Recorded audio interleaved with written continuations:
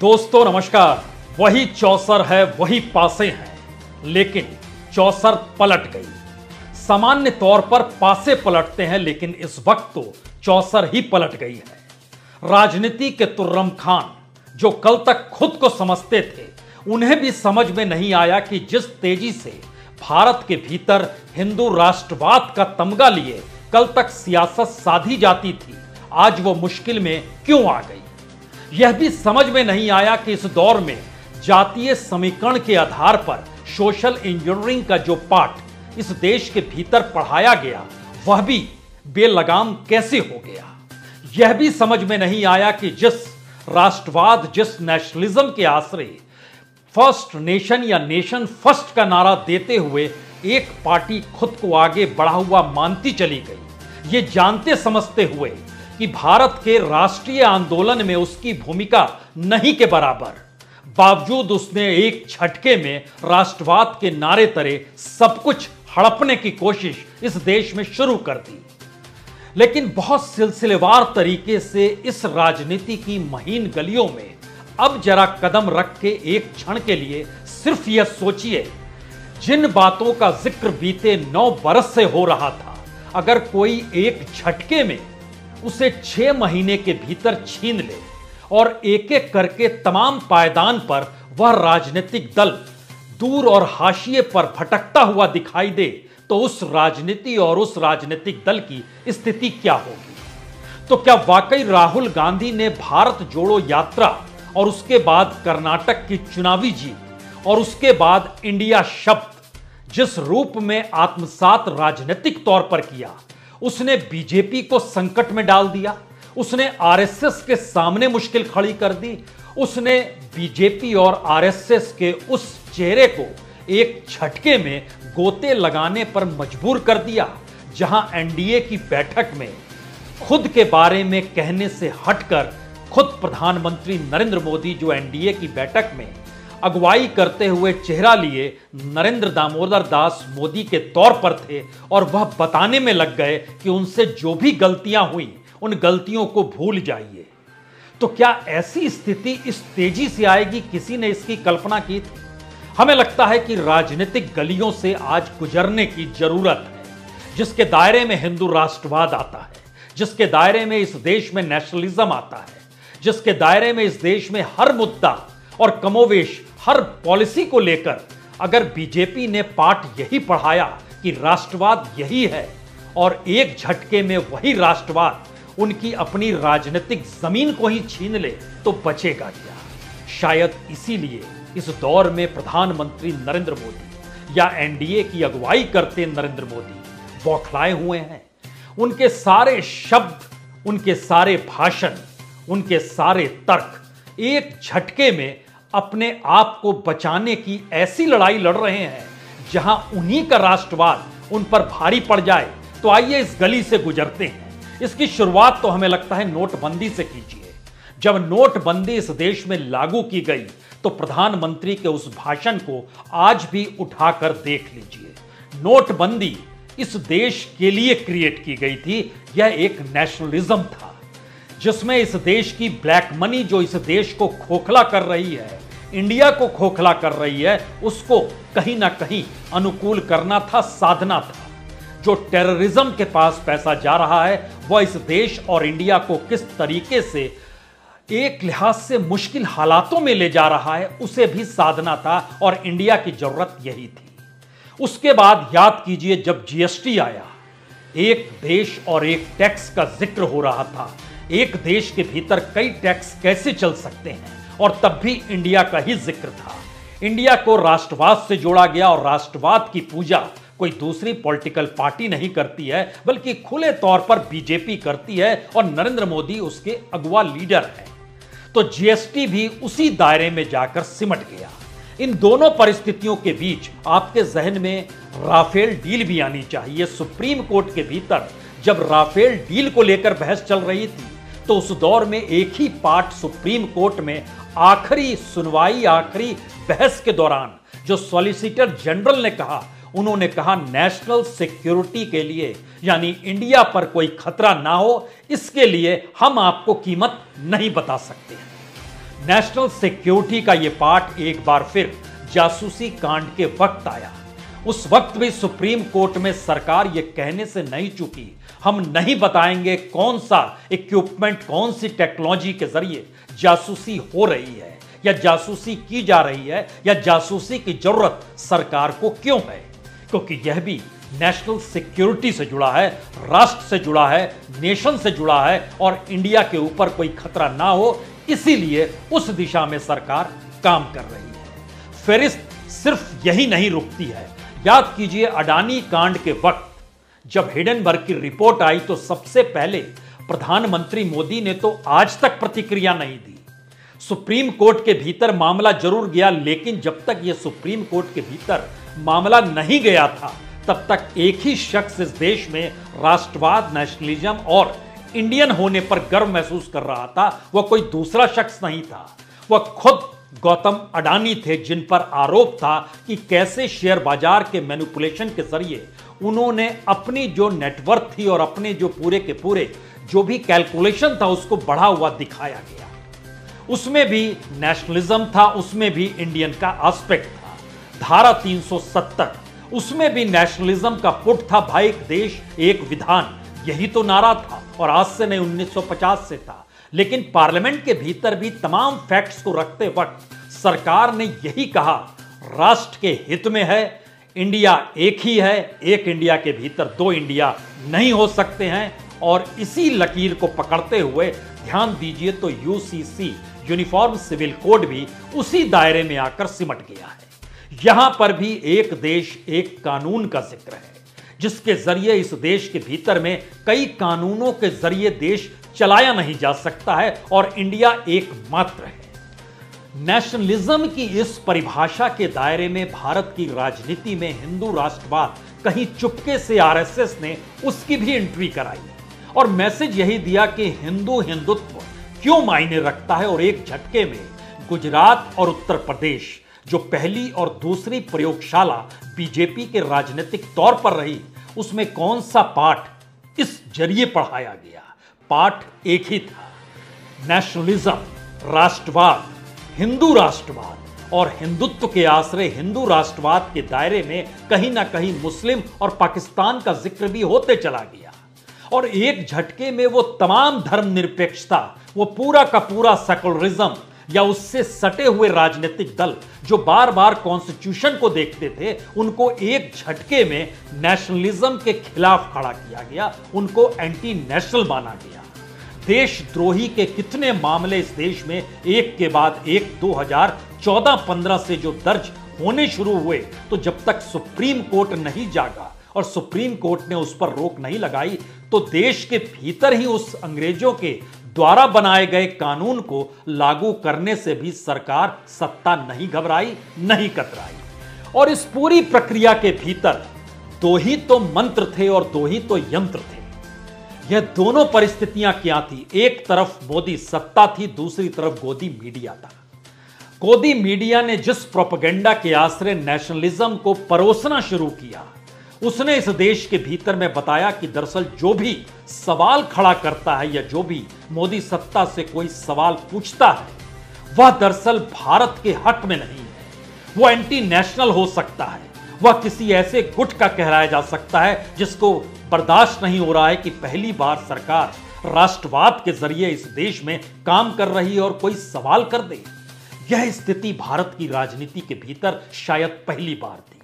लेकिन भारत जोड़ो यात्रा की उस दौर की समझ और राजनीति और सरोकार को अगर आप ध्यान में दें तो पहली बार कांग्रेस ने यह पाठ पढ़ा, समझा और राहुल गांधी ने उसको बहुत निकटता से देखा और समझा इस बात को लेकर कि इस देश में अलग अलग जातियां हैं, अलग अलग समुदाय हैं, अलग अलग संस्कृति है, लेकिन बावजूद इसके क्या ऐसी राजनीति इस देश में कतई काम नहीं करेगी जहां नैतिक तौर पर कोई इस बात का जिक्र करे कि हम सभी तो इसी देश के नागरिक हैं, फिर उन्हें कहीं हिंदुत्व के नाम पर, कहीं हिंदू राष्ट्रवाद के नाम पर, कहीं नेशनलिज्म के नाम पर उनके सवालों का जवाब देने के बदले उन्हीं पर सवाल कर उन्हीं को कटघरे में खड़ा क्यों किया जाता है?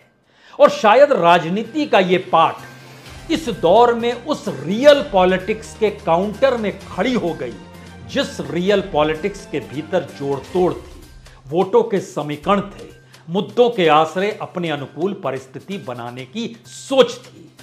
और ध्यान दीजिए, इस झटके में पहला बड़ा झटका हिंदुत्व के आश्रय कर्नाटक में उस वक्त लगा जब बजरंग दल पर प्रतिबंध का ऐलान किया गया और बीजेपी और आरएसएस ने पूरे देश में डुगडुगी बजा दी कि दरअसल ये बजरंग बली के खिलाफ है। हिंदुत्व की राजनीतिक परिभाषा को गढ़ते हुए लगातार वोट को अपने अनुकूल करने का हुनर, आरएसएस के पाठ और बीजेपी का फायदा, इससे हटकर आपको दिखाई भी नहीं देगा। तमाम जगहों पर यह पाठ बार बार पढ़ा गया।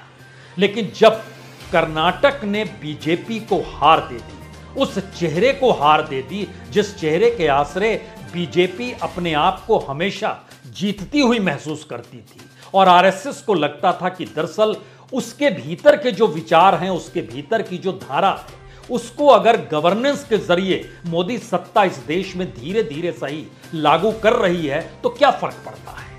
लेकिन जनता के सामने ये बड़ा सवाल था, क्या वाकई यही देश की संस्कृति है, यही देश की समझ है, यही देश का संविधान है और क्या इंडिया का मतलब यही है। और यह सवाल जो शुरू हुआ कर्नाटक की राजनीतिक हार के बाद, इंडिया शब्द ने एक झटके के भीतर उस तमाम राजनीतिक सत्ता की चूलें हिलानी शुरू कर दी और उस गोदी मीडिया के सामने एक बड़ा सवाल खड़ा हो गया।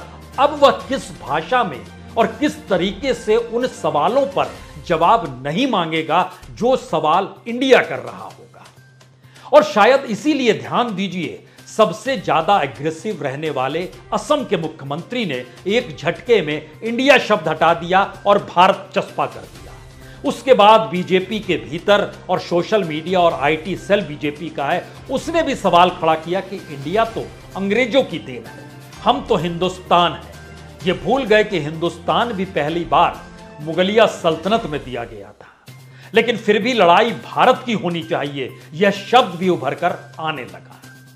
लेकिन कल जब एनडीए की बैठक हुई और उस बैठक के आखिर में प्रधानमंत्री का जो भाषण चला, उस भाषण के एक एक लफ्ज को सुनिए और पढ़िए, क्योंकि उसमें गुहार लगाई जा रही है कि हम सही हैं, हमारे अनुकूल आप लोग खड़े रहिए, हम ही को वोट दीजिए और हमको तीसरी बार जिता डालिए। और हर किसी को मेहनत मशक्कत करनी है, हर किसी को, चाहे वो राजनीतिक दल अभी भी रिकॉग्नाइज ही क्यों ना हो इलेक्शन कमीशन के जरिए, लेकिन हर किसी को करना है। और जाति समीकरण के आश्रय बीजेपी के भीतर 17 नेता ऐसे हैं जो सिर्फ जातीय राजनीति के आधार पर बड़े हुए और उनकी राजनीति साधने की कला वही थी, वह एनडीए में शामिल हो गए। दूसरी तरफ इंडिया के भीतर ऐसे 7 नेता हैं जिनकी जातीय राजनीति के जरिए पहचान है। तो क्या दुगने से ज्यादा की परिस्थिति को जीते हुए बीजेपी जातीय राजनीति पर कोई ठोस तरीके से तर्क दे सकती है? नहीं दे सकती है। यह ठीक वैसे ही है कि हमारे साथ जातिगत समीकरण एक एक सीट के जुड़ जाए, वो निषाद हो या राजभर हो, वो चाहे मांझी हो चाहे वीआईपी पार्टी हो, कोई हो, किसी भी रूप में हो, हमारे साथ जुड़ जाना चाहिए। और इसके ठीक समानांतर जब करप्शन का सवाल आया, वह मुद्दा भी हाथ से निकल गया। यानी एक झटके में 4 मुद्दे ऐसे थे जिसको ताना बाना बुनकर बीते 9 बरस से इस देश में एक चारपाई बनाई गई और उस चारपाई पर लेटकर मजा लिया गया।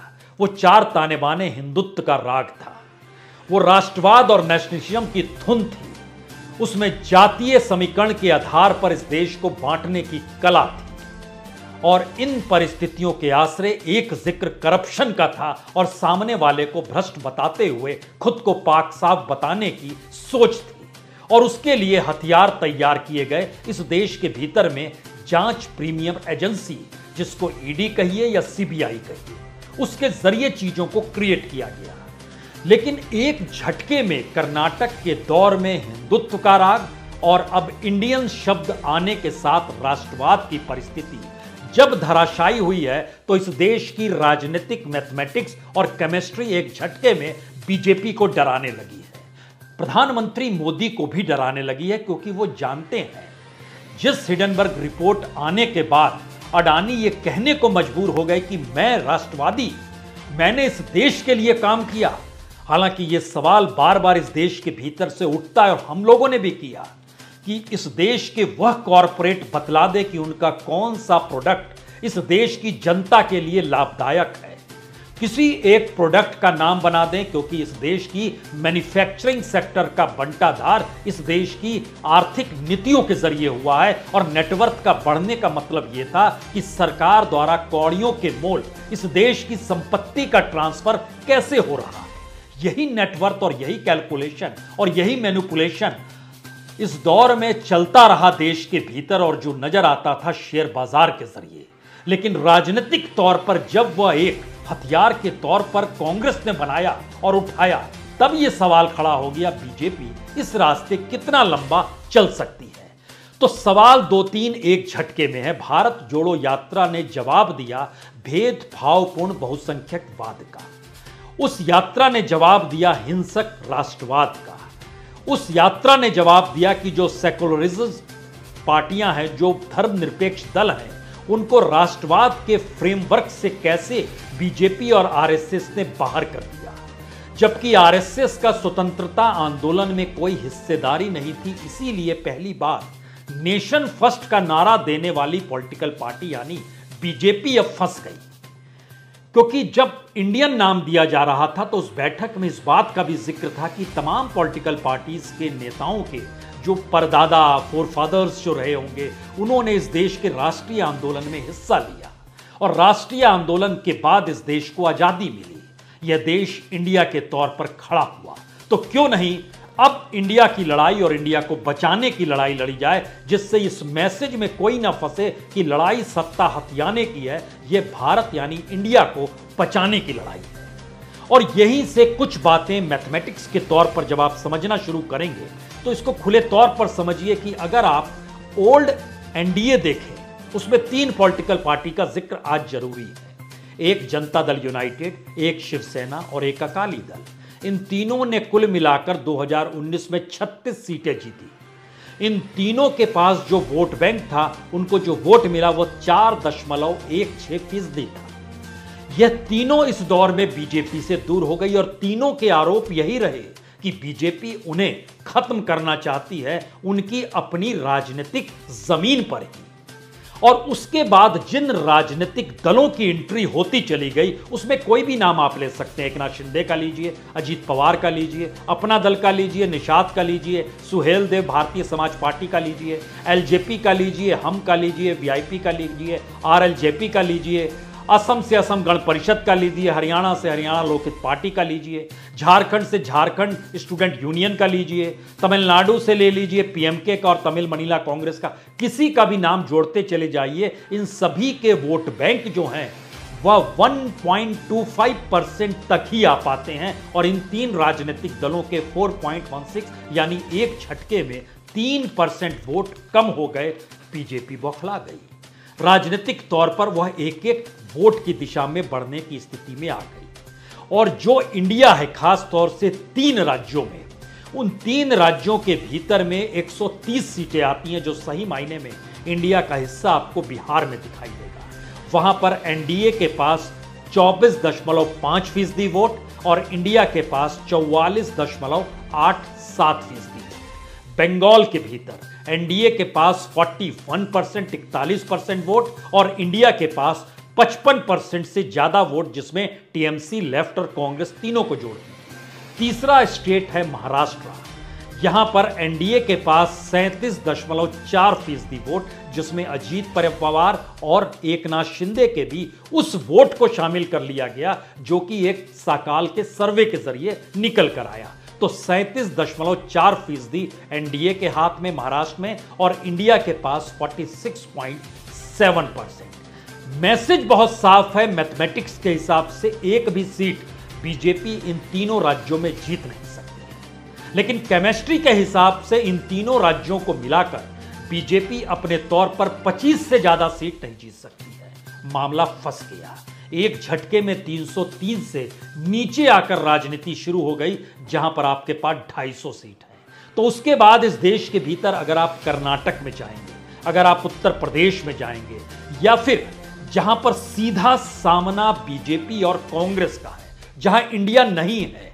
क्या आप कल्पना कर सकते हैं 162 सीट यानी राजस्थान, मध्य प्रदेश, छत्तीसगढ़, हिमाचल, उत्तराखंड, गुजरात, तेलंगाना, असम, हरियाणा और उड़ीसा, यहां पर 162 सीटों में से बीजेपी ने 126 सीटों पर जीत हासिल की थी। कांग्रेस के पास महज 10 सीटें थी। लेकिन जब आप राष्ट्रवाद और हिंदुत्व का कार्ड छीन लेते हैं, जातीय समीकरण में सेंध लगा देते हैं, करप्शन की मोहर आप ही के छाती पर तमगे के तौर पर मौजूद नजर आती है, तो यह जो 126 सीटें नजर आ रही है वह एक झटके में 50 से नीचे आती हुई बीजेपी को दिखाई देती है। तो एक झटके में 303 से 250 और 250 से 200 के नीचे आकर परिस्थिति खड़ी हो जाती है।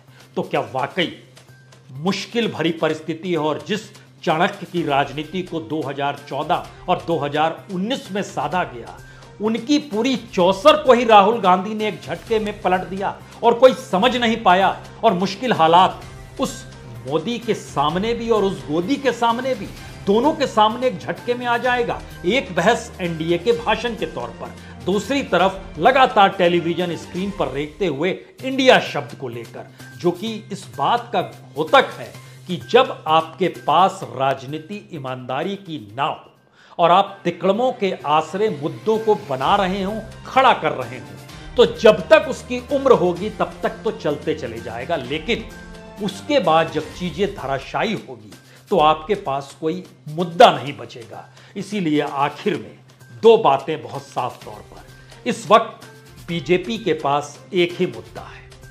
वह मुद्दा है एनडीए, 38 राजनीतिक दलों का होना, इस बात का ऐलानिया तौर पे कहना कि देखिए हम इतनी फैली हुई पार्टी। दूसरा मुद्दा उसके पास है प्रधानमंत्री मोदी का चेहरा, कद, लोकप्रियता। जिस अंदाज में वो भाषण दे रहे थे, यहां तक कह गए कि दुनिया के तमाम देशों में देखिए हमको निमंत्रण भेजा जाता है, और जब कोई सरकार जा रही होती है तो उसको दुनिया के दूसरे देश नहीं बुलाते।